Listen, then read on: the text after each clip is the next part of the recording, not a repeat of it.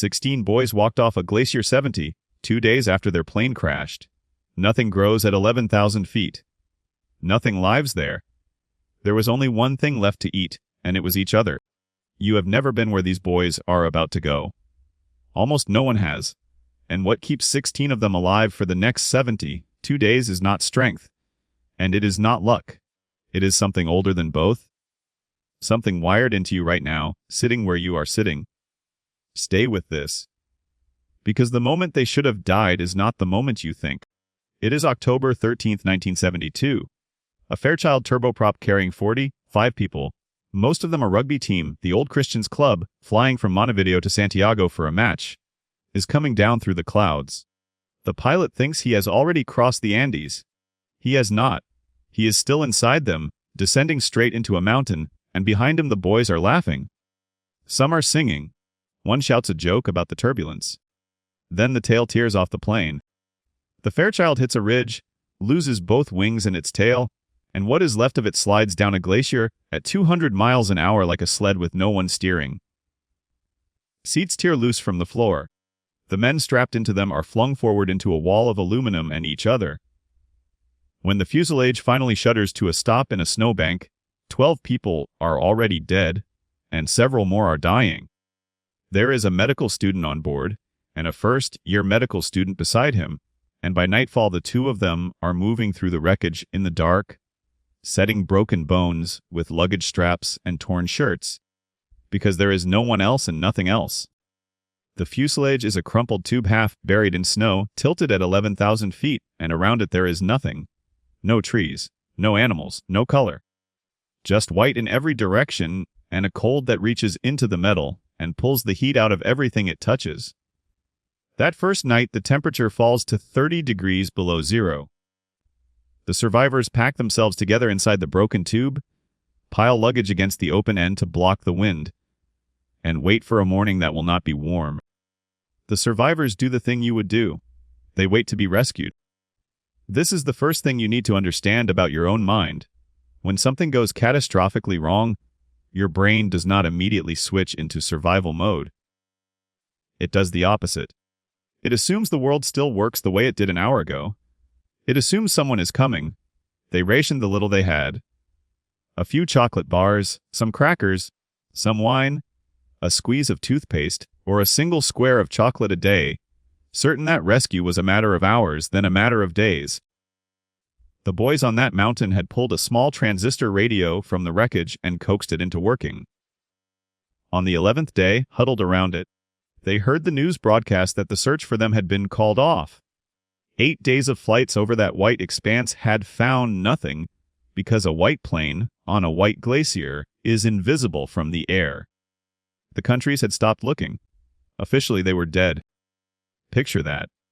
You are 19 years old, your leg may be broken, your friends are freezing to death one by one, and the radio just told you that the people looking for you have stopped looking.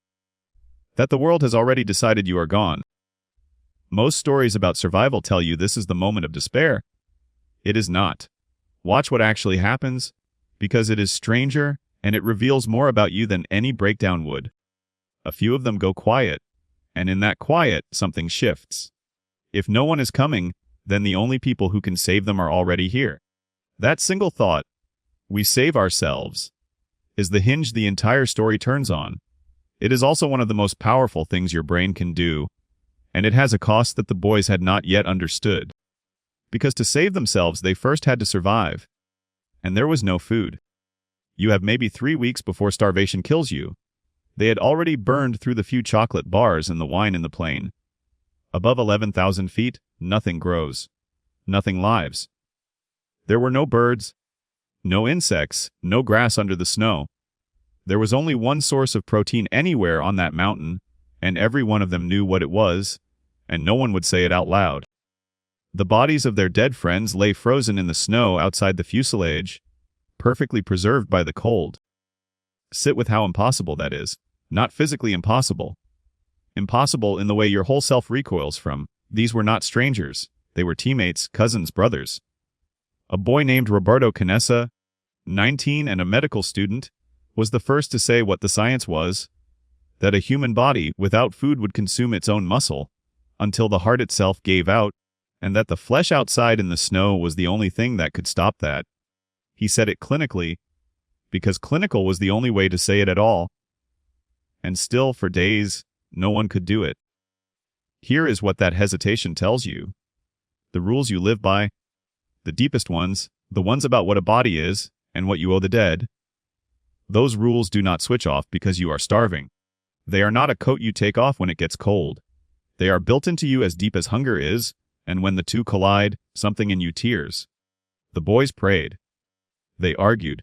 They decided, eventually and together, that the dead would have wanted them to live, and that if any of them died, the others had permission to do the same. It was not a surrender to instinct. It was the opposite. It was a decision, made by frightened teenagers, to keep living inside a nightmare that had no rules left for them to follow. And they were not done being tested. On the 17th night, buried in the fuselage while they slept, an avalanche came down the mountain in the dark. It filled the tube with snow in seconds. Boys who had survived the crash, survived the cold, survived the unthinkable choice, suffocated in their sleep under the snow. 8 more died that night.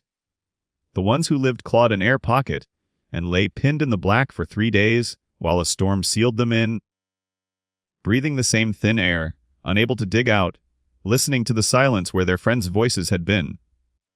When they finally broke through to the surface, the world outside was exactly as white and empty as before, as if the mountain had swallowed 8 more of them and noticed nothing.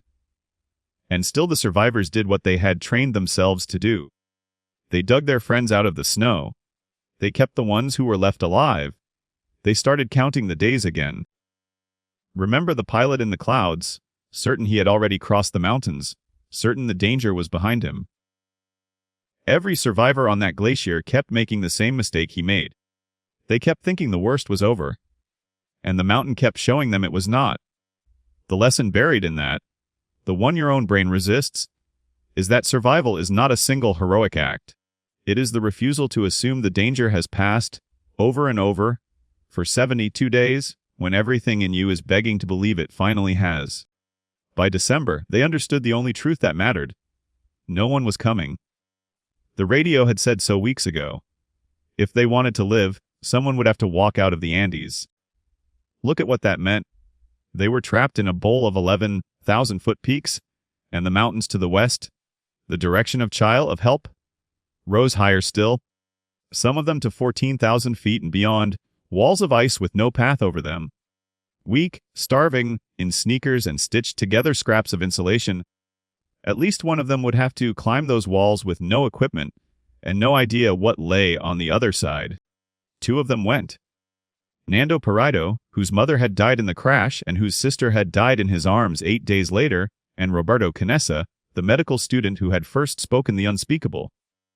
A third, Antonio Vizentine, started with them and then turned back so his rations could feed the other 2. One more boy choosing the group, over himself, on a mountain that kept demanding that exact choice. They had sewn a sleeping bag out of insulation, stripped from the plane's wiring, because the nights would kill them otherwise. They carried meat wrapped in a rugby sock. And they walked west, toward the highest wall, because west was Chale and Chile was the only direction that meant anything. Parrado and Canessa climbed for days. When Parrado finally crested the first great ridge, gasping, expecting to see the green valleys of Chile below, he saw more mountains. Snow-covered peaks to the horizon in every direction. The sight that should have ended him. And here is the thing you carry out of this story. He looked at an impossible horizon, and he decided to cross it anyway. He said to Canessa that they might be walking to their deaths, but he would rather walk to meet death than sit and wait for it. So they kept going. 10 days on foot, down river valleys, following the water because water runs downhill and downhill was the only plan they had. On the 10th day, across a roaring river too loud for words to cross, Canessa saw a man on a horse. A Chilean herdsman named Sergio Catalán. Parrado could not shout over the water, so he scribbled a note. I come from a plane that crashed in the mountains. We have been walking for 10 days. There are 14 wounded people still up there. Wrapped it around a rock and threw it across the river. Catalán rid it and rode 10 hours to raise the alarm. 2 days later, helicopters found the fuselage. Of the 45 who had boarded, 16 were still alive.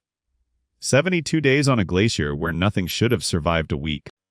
Now go back to the beginning.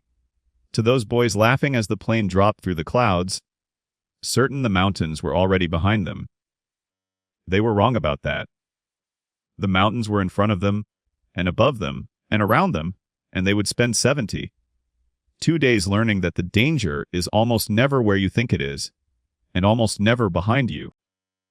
What kept them alive was not that they were stronger than you. They were teenagers on a rugby trip. What kept them alive is the same thing you have right now.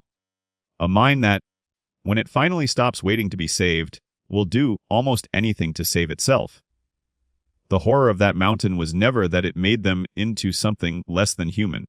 It is that it revealed how far the human will go to keep breathing, and how, even starving, even freezing, even in the dark under the snow, they never once stopped being boys who prayed over their friends and turned back so the others could eat.